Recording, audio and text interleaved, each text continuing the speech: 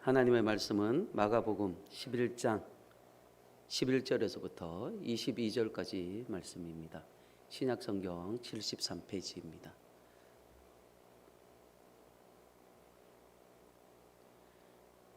마가복음 11장 11절부터 22절까지 말씀 한 절씩 교독합니다. 예수께서 예루살렘에 이르러 성전에 들어가사 모든 것을 둘러보시고 때가 이미 저물매 12 제자를 데리시고 베다니에 나가시니라. 이튿날 그들이 베다니에서 나왔을 때 예수께서 시장하신지라.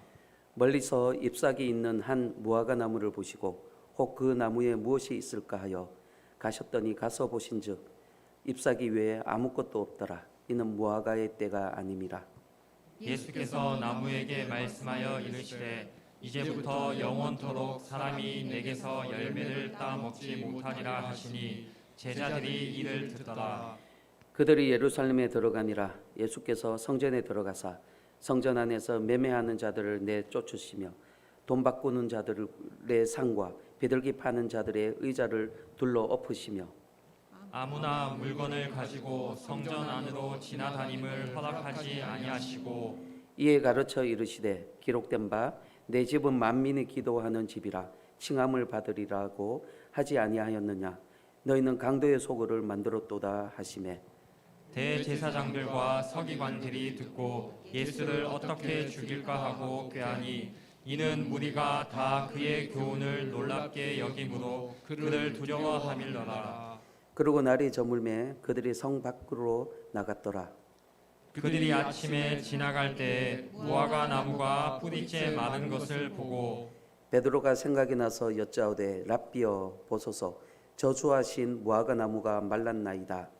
예수께서 그들에게 대답하여 이르시되 하나님을 믿으라. 아멘. 이 시간 담임 목사님 나오셔서 말라버린 나무라는 제목으로 말씀을 선포하실 때 많은 은혜 받으시길 바랍니다.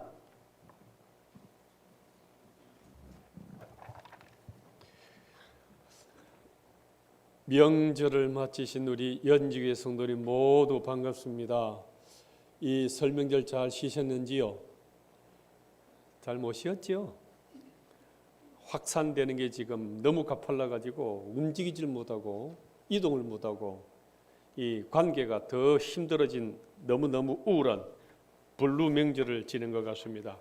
그래서 깨닫게 하는 것은 우리의 소망은 하나님밖에 없다. 우리가 바라고 찾고 만족하고 소망 가질 부분은 진짜 하나님밖에 없다는 것을 한 번 더 실감하게 되어지는 명절이었고 시기 같습니다. 오늘 예배드린 우리 모든 연주교 성도님 가운데 하나님의 은혜와 복이 가득 넘쳐나는 가정 다 되시기를 예수님 이름으로 축복합니다.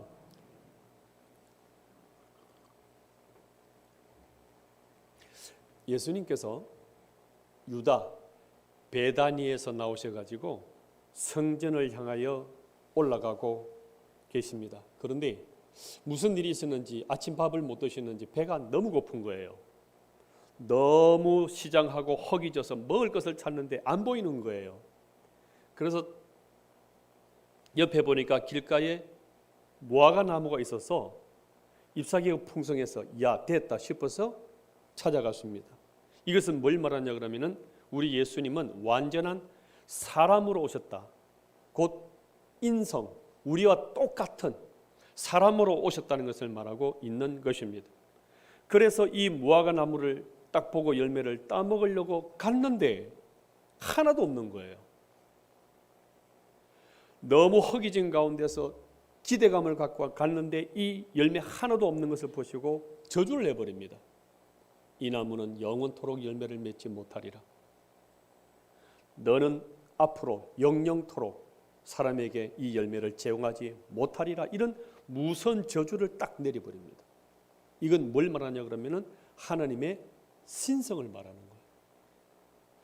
육체로 오시고 몸으로 오시고 우리와 똑같이 느끼고 고통과 아픔을 느끼시는 이 사람으로서 오신 그것 인성뿐만 아니라 하나님 아들로서의 우리가 할 수 없는 은혜, 능력, 신비한 모든 요소를 가지고 오신 하나님의 아들이시라는 신성을 가지고 있다는 것을 우리에게 말씀하고 있습니다. 곧 사람인 동시에 완전한 하나님이시고 하나님이신 동시에 완전한 사람으로 오셨다는 것입니다. 그런데 이 메시아 하나님이 오늘 본문에 보시게 되면 배고프다고 짜증난다고 무화과 나무를 저주해 버립니다. 이게 하나님의 모습 같습니까? 사랑을 주시고 복을 주시고 회복을 주시고 은혜를 주셔야 되는 것이 하나님의 본질 아니에요? 당신의 감정을 다스리지 못하고 혈기를 부리는 것이 메시아입니까? 이것은 배고파 짜증내서 저주하는 것도 아니고 감정을 다스리지 못해서 혈기 부르는 것도 아닙니다. 11절에 보시게 되면 어제 월요일 이미 성전에 들어가셔서 예루살렘 전체를 다 둘러보고 난 뒤에 파악을 하시고 오늘 아침에 의도적으로 계획적으로 분노를 표시하고 있는 것입니다. 열매 맺는 때가 아니었다고 본문에 말씀하고 있습니다. 그걸 아시면서 왜 저주하십니까? 열매가 없는 시기임을 아시면서 왜 하나님은 지금 저주를 내리고 있으십니까? 무화과 나무는 1년에 2번에서 3번 정도의 열매가 맺힙니다. 그래서 6월 달에 한 번 열매가 맺히는데 이것을 파게라고 그러고요. 10월 달에 한 번 맺히는데 이걸 테나라고 말합니다. 그러면 6월 달에 맺히는 이 열매는 파게라 그러는 이것은 대개 버려요. 우리 흔히 말해서 도토리만한 이 자그마한 것이기 때문에 우리 옛날에 시골에서 보시게 되면 산에 돌감, 돌배, 돌사과 이런 것처럼 조그만하기 때문에 주로 버립니다. 10월 달에 맺혀지는 이 열매를 주로 많이 먹고 약으로 또는 견과 이런 식으로 만들어서 먹기도 하는 것인데 이 무화과 어떤 특징이 뭐냐 그러면은 보통 나무는 잎사귀 꽃이 피고 난 뒤에 열매가 맺히잖아요. 그런데 이 무화과 나무는 말 그대로 무화, 꽃이 없는 거예요. 그래서 꽃도 없고 잎사귀도 없는데 열매가 먼저 올라와요. 이 도토리만한 열매가 먼저 맺히고 난 뒤에 잎사귀가 나고 이렇게 활짝 피어나는 이런 종류가 이 무화과 나무입니다. 그래서 예수님 보시기에 이미 잎사귀가 많다는 것은 뭘 말하냐 그러면은 잎사귀가 저 정도 자랐다면 열매는 이미 다 있겠구나 하고 충분히 상상을 하고 오실 수가 있다는 것입니다. 그러나 지금 때가 예수님이 죽기 3일 전이기 때문에 한 4월 달입니다. 그럼 6월 달까지는 아직까지 열매가 충분히 맺힐 만한 시간이 아니거든요. 그럼에도 불구하고 이 잎사귀만 무성한 열매 없는 이 무화과 나무를 향하여 저주했다는 것입니다. 곧 이것은 뭘 말하냐 그러면은 6월 달에 한번 맺히는 거, 10월 달에 맺히는 거, 이것은 6월 달에 맺히는 이 첫 열매가 있어야 나중에 10월 달에도 맺혀진다는 것을 의미하는 것으로서 지금 이 열매가 없다는 것은 나중에도 열매가 없어지는 불임나무라는 것을 의미하고 있는 것입니다. 곧 미래도 없는 것을 얘기하고 있다는 거죠. 그래서 예수님께서는 이스라엘 땅에 태어나셔서 33년간을 사셨기 때문에 이 4월 달에 지금 따먹을 만한 결실된 열매가 없다는 것 잘 아세요. 아시면서도 저주를 했다는 거죠. 이런 혹독한 저주를 내림으로써 우리에게 하나님이 교훈을 주시기를 원하셨어요. 그 교훈이 무엇입니까? 이 무화과 나무처럼 잎사귀가 무성하고 껍데기만 남아있는 열매 없는 우리 신앙을 경고하고 교훈하고 있다는 것입니다. 이 제자들이 오늘 본문에서는 무엇을 가지고 놀라는지 한번 보십시오. 21절 보십시오. 베드로가 생각이 나서 여짜오되 랍비여 보소서 저주하신 무화과 나무가 말랐나이다. 이 베드로와 제자들 우리의 관심은 뭐냐 그러면요, 왜 저주하셨을까? 왜 마르게 하셨을까? 여기에 관심이 있어야 되는데 기적에만 관심이 있는 거예요. 이야, 어떻게 이게 말랐습니까? 보통 나무는 한번 뿌리에서부터 딱 마르기 시작하게 되면 최소한 3, 4, 5일은 갑니다. 그런데 하루 만에 바로 말라버리니까 이야, 이게 그렇게 됩니까? 어떻게 이런 일이 날 수 있습니까? 이들은 왜 이런 저주를 내리셨는지, 왜 마르게 하셨는지 그 하나님의 뜻, 하나님의 의도에는 관심이 없어요. 와, 대단한데? 이런 기적에만 관심이 있는 이 제자들의 모습을 우리는 볼 수가 있습니다. 이 기적을 일으킨 것은 하나님의 큰 뜻, 교훈, 의도가 있는 것인데, 오늘 본문에서 보시게 되면은 12절에서부터 22절까지 쭉 기록하다가 중간에 15절 중간에 성전 얘기를 하시면서 이 성전 얘기에 하나님의 핵심이 있다는 것을 의미하고 있습니다. 곧 열매 없는 이 나무를 통해서 열매 없는 이 성전을 하나님이 우리에게 지적하고 있다는 것이죠. 곧 열매 없는 이 나무는 뭘 말하냐 그러면은 이스라엘 백성들 자체를 말합니다. 곧 성전을 의미하고 상징하고 있다는 것인데, 이 이스라엘 자신, 이 성전은 이 무화과 나무처럼 멸망할 것이다, 무너지게 할 것이다, 이것을 설명하고 있다는 것입니다. 왜요? 이 성전 청결 사건은 모두 두 번이 일어나는데, 3년 전에 예수님이 그 사역 초기 때 요한복음 2장에서 한 번 성전 청결을 하셨어요. 그런데 아직까지 이 성전이 정리가 안 되고 청소가 안 되고 여전히 진흙탕 속에 살아가고 있는 것입니다. 그래서 오늘 예수님이 이제 돌아가시기 죽기 3일 전에 오늘 이 성전 청결을 마지막으로 하시고 곧 죽으실 거예요.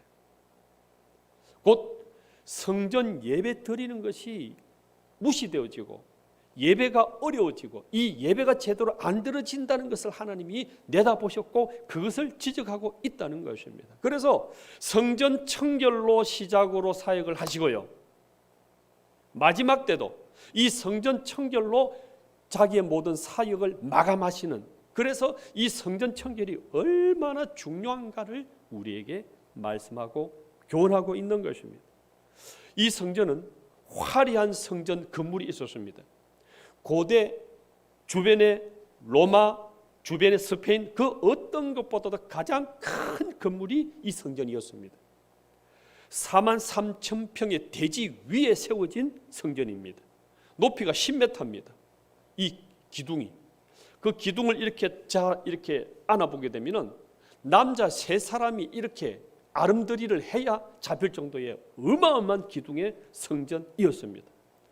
이 헤롯 왕가에서 83년간을 건축했기 때문에 얼마나 크고 화려하고 웅장했겠습니까? 그런데 화려하고 재물도 많고 큰 건물인데 그 속에, 이 성전 속에 신앙은 없는 거예요.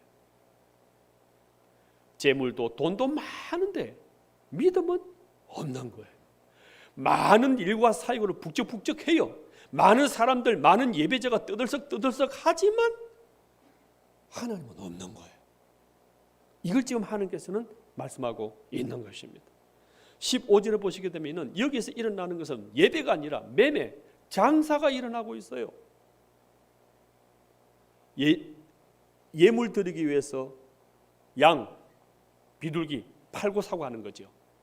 또 환전, 이것은 성전세를 드리기 위해서 로마 이 세겔 돈은 세속적이기 때문에 두로 은전, 이 두로 세겔을 가지고 바꾸어서 환전해서 드려야 되는데, 이런 환전, 이 환전을 하기 위해서는 7%의 수수료가 또 들어가요. 이런 부분들을 이익 장사하는데 혈안이 되어 있는 거예요. 그래서 예배는 없는 거예요. 이익 챙기기에 급급하지 하나님에 대한 경배는 없는 거예요. 이 장소가 이방인의 뜰에서 있었다고 여지껏 누누이 우리는 설교해 왔었습니다. 그래서 이방인 뜰에서 이렇게 장사하다 보니까 예배 드리던 이 이방인들이 말씀을 들을 수도 없고 예배 들을 수도 없고 방해받고 구원받을 수가 없는 거예요.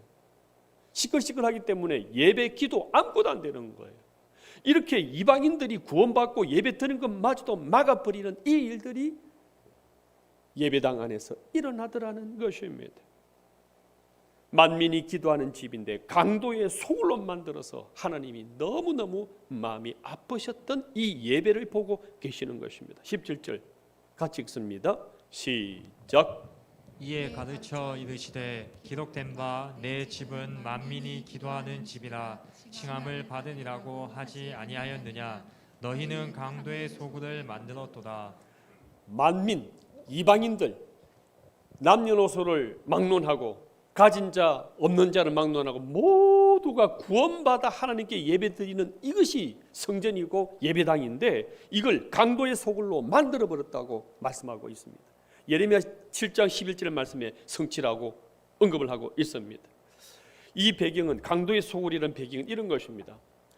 이 당시 이스라엘 백성들은 로마의 압제를 받아서 식민지로 되고 있었어요. 그래서 김구 선생님이라든지 일제시대 김자진 장군 이런 분들처럼 이 나라로부터 독립시키기 위해서 저항하고 이렇게 싸우는 반란군이 있었어요. 이 반란군들이 갈릴리 지역, 아르벨 골짜기, 동굴, 골짜기 그 숨어서 늘 게릴라전 벌리고 숨어 들어가고 또 싸우고 숨어 들어가고 이런 반란군들이 있었습니다.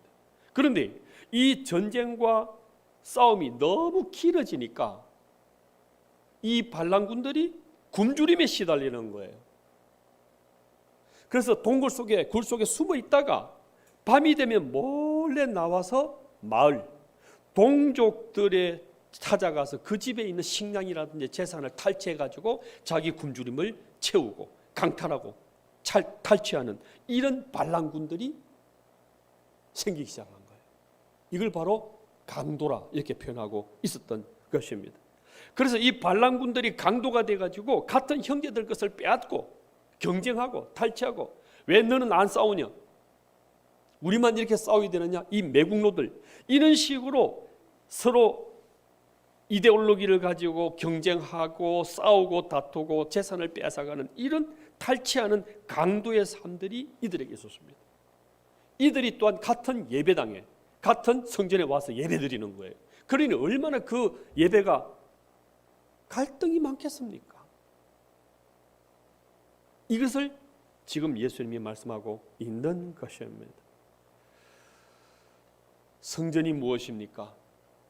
참 성전은 예수 그리스도이신데 이 참 성전 되신 예수님을 알지도 못하고 무시하고 이 예수님이 들어옴에도 불구하고 이 예수님을 죽이려 하고 있는 이 당시 성전의 모습을 말씀하고 있는 것입니다. 이렇게 참 성전 되신 예수님이 들어옴에도 불구하고 예배도 없고 경배도 없고 이 진정한 참 예배가 없어져 버린 이 성전에 대해서 하나님께서는 무너뜨리기를 원하셨던 것입니다.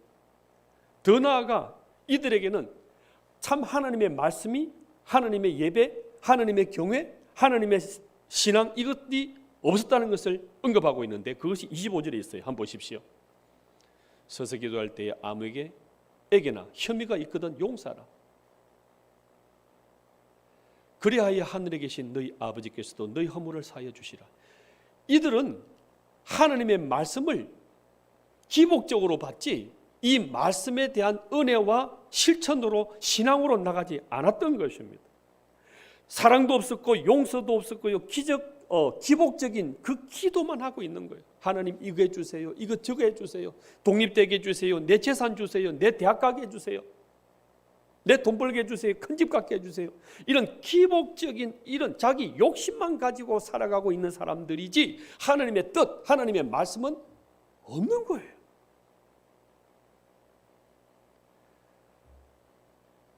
이것이 지금의 모습이라 생각은 하지 않습니까? 교회 와서 단체 예배는 잘 드리는 것 같아요. 그런데 세상에 나가서 보면 신앙 없어요. 교회 오게 되면 단체 모임은 잘하는 것 같아요. 진짜 순종하는 양 같은데 가정 직장에 돌아가 보게 되면 제일 욕먹는 사람이 기독교인이 되어 있는 거예요. 형식적인 껍데기 신앙을 깨닫게 하는 것이 지금 우리 코로나 같아요. 참 예배, 말씀 속에 진정으로 이 말씀 붙잡고 순종하며 살아갈 수 있는 그러한 것을 지금 진단하고 있는 것이 코로나 같아요. 개인적인 욕심만 복만 바라고 있는 이 기복적인 신앙, 불교하고 다를 바 없는 거예요. 이 신앙을 딱 지적하시면서 깨닫게 하시는 거예요. 매장에서 근무하시는 남자 집사님이 이런 말씀하시는 거예요. 우리 매장에는 교회 다니는 사람은 안 오면 좋겠다는 거예요. 아, 왜요? 제일 까다롭고요. 제일 막 뒤집어 놓고 배려심 없이 이해심 없이 제일 힘들다는 거예요. 똑똑하기는 1등이래요. 얼마나 똑똑하고 잘 따지고 하는지. 그러나 양보하지 않아요. 일체 손해보는 거 없대. 자기 거 다 챙기고 자기 이익 다 챙기고 하나도 양보와 손해 없이 제일 힘든 사람이 기독교인이라는 거예요. 그래서 우리 매장에는 교회 다니는 사람들 안 오면 좋겠다. 제가 마음이 너무 아파요. 인터넷 이 속에 들어가 보게 되면요, 사건 터졌을 때 보면은 거의 기독교, 교회 신앙 얘기하잖아요. 온갖 욕설로 다 받는 것이 기독교인이 되어버렸어요. 왜 이럴까요? 단체 예배는 돼요. 단체 모이면 되는데 세상 속에 나가서 직장 속에 가서 이 예수님 말씀대로 살아가고 양보하고 섬기고 사랑하고 용서하는 이것이 없는 거예요.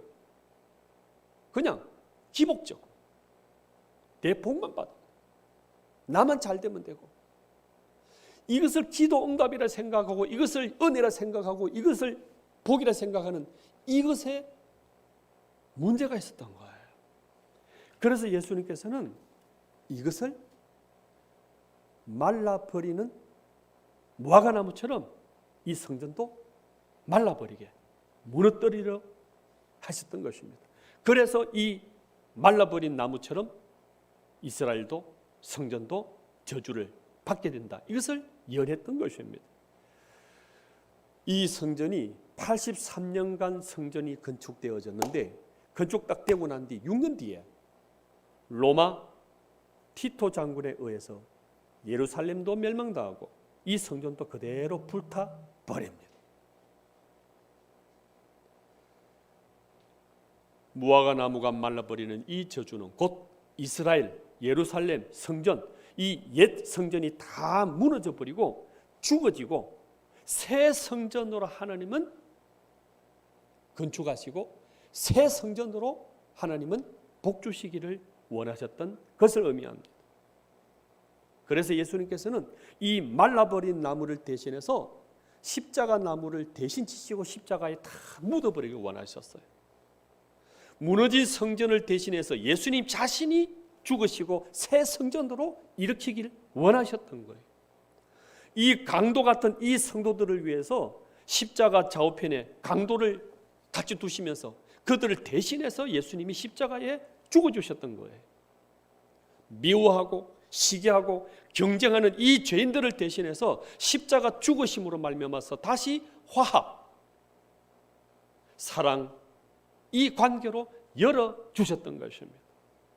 이 예수님이 힘이 없어서 끌려가신 것이 아니라 능력이 없어서 죽어주신 것이 아니라 우리의 생명을 이루고 사랑을 이루고 다시 새 성전을 이루기 위해서 이 예수님께서 대신 전부 다 책임지시고 죽어주셨던 것입니다. 이 죄인의 씻음을 받고 하나님을 만나게 되어지는 이 성전이 되게 하시려고, 새 성전이 되게 하시려고 예수님은 그 모든 것을 다 짊어지시고 무화과 나무, 저주받은 말라버린 이 나무처럼 십자가에 죽어주셨던 것입니다. 고린도전서 6장 19절 20절 같이 한번 읽어볼까요? 시작. 너희 몸은 너희가 하나님께로부터 받은 바 너희 가운데 계신 성령의 전인 줄을 알지 못하느냐. 너희는 너희 자신의 것이 아니라 값으로 산 것이 되었으니 그런즉 너희 몸으로 하나님께 영광을 돌리라. 아멘. 예수님께서는 이 옛 성전되었던 모든 것을 전부 다 죽이고 불태우고 묻어버리고 우리에게 새 생명으로, 새 은혜로, 새 복으로 살아가게 해주셨다는 것입니다. 우리는 무화과나무처럼 잎사귀만 무성한 이 나무로 살아가지는 않았습니까? 이제 그것을 하나님은 끝내기를 원하십니다. 지위도 높고 재물도 많고 큰 집도 있는데 믿음은 없어요. 이런 거 이제 묻어버리고 새 성전으로 살아가기를 원하시는 것입니다. 크기도 있고 높이도 있고 다 가지고 있는데 진짜 하나님을 경외하는 예배도 기도도 사라져버린, 그래서 코로나라는 이 미명 안에서 나태해지고 숨기 얼마나 좋아요. 이런 옛 성전 다시 정리하고 새 출발하기를 원하셨던 것입니다. 우리의 신앙은 기적, 응답 이거보다는 관계. 기적보다도 그 관계 대상이 되는 예수님을 만나는 것입니다. 무화과나무가 말라서 죽어버린 이 기적이 아니라 그런 기적을 일으키는 예수님, 이런 신성을 일으키시는 하나님, 이분의 관계, 만나고 이분과 말씀을 들어서 동행하는 이것이 참 신앙인 것을 의미하고 있는 것입니다. 예배와 기도로, 진정한 예배와 기도로 하나님께 나아가시고 용서와 사랑으로 이 땅을 작은 천국으로 이뤄나가셔서 하나님의 뜻을 이뤄나가시는 우리 연적의 모든 성도님 다 되시기를 예수님 이름으로 축복합니다. 찬송가 84장 우리 찬양하시면서 준비하신 예물 드리도록 하겠습니다.